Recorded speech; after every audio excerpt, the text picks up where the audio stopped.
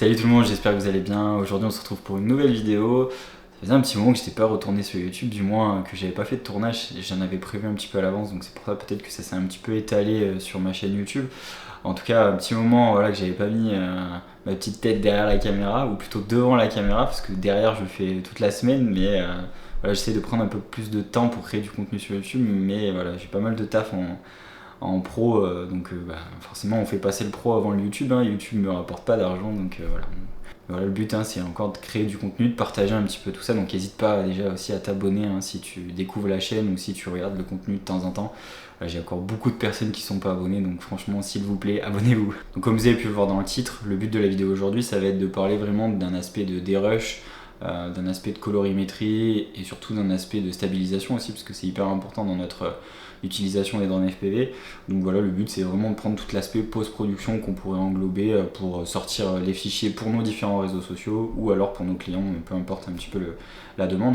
Donc finalement en fait dans cette vidéo je vais vraiment vous montrer tout le process que j'ai pour faire toutes les étapes qui suivent après un tournage, que ce soit du professionnel ou du perso lors des voyages.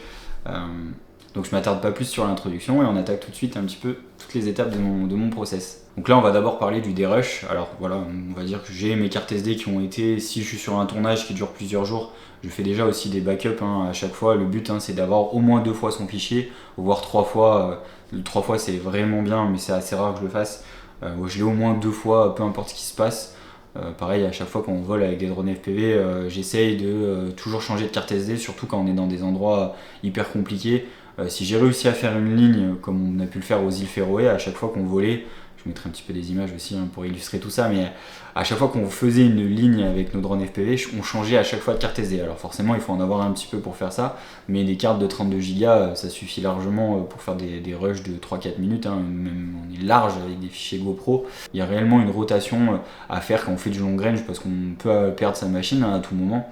Je m'attarde pas trop sur ce sujet-là de manière professionnelle, car moi je suis sur des tournages en drone FPV. Mon drone, je sais qu'il est à côté, donc je vole vraiment très proche. C'est sécurisé, j'aurai toujours moyen de remettre la main sur ma GoPro. Même si à l'inverse, des fois aussi je le fais, c'est que je change de carte SD par peur d'avoir une problématique tout simplement de corruption de fichiers ou quoi que ce soit. Alors ça m'est jamais arrivé, mais j'essaie de faire en sorte de minimiser les problèmes au final. Et voilà, du coup je change pas souvent de carte SD, mais ça peut arriver que sur vraiment une image qui a été au top et que je me dis putain celle-là elle est bonne, je la garde, et qu'il faut quand même que je fasse encore des images derrière, je change de carte SD. Donc je m'attarde pas plus sur ce sujet parce qu'au final il rentre pas trop dans la case de cette vidéo, c'est plutôt au moment du tournage, et peut-être que je ferai une vidéo dédiée à ça, ou comment je bosse sur un tournage pour que ça se passe au mieux.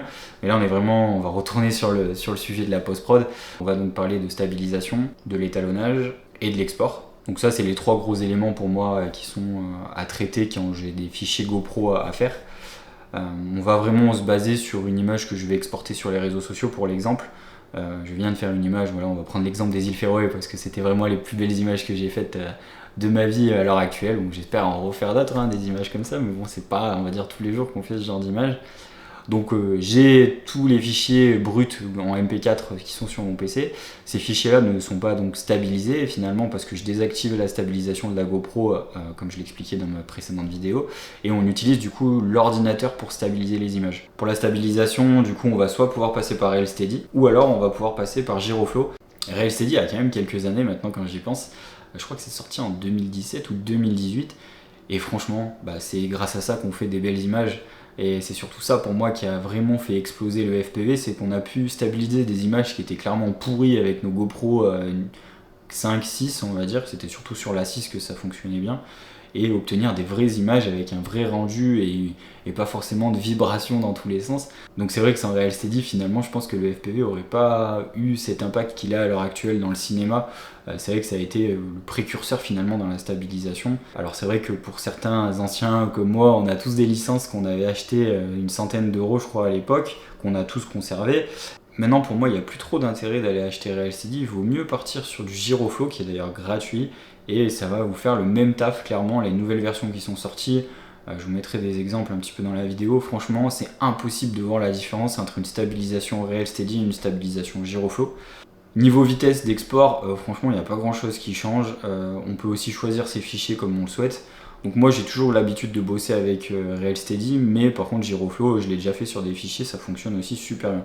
Donc derrière, après, ce que je fais, c'est que je fais ma colorimétrie, soit j'utilise des luttes ou pas, alors ça je vous mettrai un petit peu des exemples aussi dans la vidéo, mais voilà, on est libre un petit peu de choisir un petit peu le contenu et sa création, on va dire, et son aspect créatif rentre dans compte à ce moment-là. Donc après, c'est vrai que la colorimétrie, c'est un aspect qui est très vaste, dans le sens où chacun est un petit peu libre de faire un peu comme il le souhaite. Moi, j'ai un petit peu mon style aussi, je pense, en colorimétrie. Donc voilà, je fais des réglages plus ou moins similaires à chaque fois et parfois j'ose un petit peu des couleurs un petit peu différentes. Alors ça c'est chacun libre de choisir un petit peu ce qu'il fait. Je m'attarde pas plus sur la colo, franchement c'est un sujet qui pourrait durer des heures. Chacun est un petit peu libre aussi, hein, voilà, comme je le dis, de choisir sa petite patte, on va dire au final de couleurs. Et voilà, après donc je me retrouve du coup maintenant à choisir un petit peu les exports. Après il nous reste à savoir vers quel format de fichier on s'oriente, dans le sens où quelle taille on va utiliser. À savoir que chez moi, du coup, tout mon workflow est en 30 images secondes. Donc c'est vrai que je fais de l'export aussi en 30 images secondes. Donc toutes mes caméras que j'utilise, que ce soit le drone stabilisé, la caméra avec laquelle je filme, ou alors les drones FPV avec les GoPro, j'utilise donc du coup de la 30 images. Donc derrière, forcément, je bosse sur un fichier 30 images et j'exporte aussi en 30 images secondes. Derrière, du coup, je choisis un petit peu les formats que je fais. L'avantage, c'est que on peut aussi créer les formats 9-16 pour les différents réseaux sociaux, que ce soit TikTok ou les Reels d'Instagram. Et malgré que ces réseaux-là n'utilisent que de la vidéo en HD, en 1080p, je préfère injecter dans ces réseaux sociaux de la 4K. J'essaye finalement en fait, de générer un fichier le plus lourd et le plus dense en termes de contenu pour pouvoir ensuite aller l'envoyer sur mes réseaux sociaux. Donc voilà, je pense avoir fait un peu le tour de la partie export ou même la partie colorimétrie. On est vraiment là pour vraiment se donner des axes, hein. Je suis pas là à faire des tutos comment faire, on va dire, parce que c'est vrai que ça prendrait beaucoup plus de temps ça en vidéo. L'idée c'est vraiment de vous montrer vraiment de la manière dont je procède, de manière assez simple. Voilà, comme je dis aussi à chaque fois, hein, c'est des petites vidéos, le but c'est que ça soit du contenu assez simple à regarder et de vraiment comprendre un petit peu tout l'environnement que j'utilise. Surtout comme je disais aussi en début de vidéo, n'hésitez pas à vous abonner, ça soutient la chaîne, ça la fait grandir et c'est la meilleure des récompenses que je peux avoir à mon travail, même si je me le cache pas que c'est des vidéos que je tourne assez rapidement. Et comme je le dis, hein, c'est qu'à l'heure actuelle, je suis pas capable de prendre 3 jours pour faire une vidéo YouTube, alors que j'adorerais faire un contenu très spécifique, à tourner des images sur des explications ou voilà, des choses très précises. Vraiment prendre le temps de construire des vidéos énormes, mais en fait le truc c'est que ça me fait pas gagner d'argent, donc pour l'instant je fais des vidéos YouTube assez simples, et puis voilà, on espère qu'avec le temps ça va bien grandir et que je vais pouvoir faire vraiment de plus gros projets et pourquoi pas proposer des vidéos plus complexes. Donc c'est tout pour moi et on se retrouve bientôt pour une prochaine vidéo, ciao!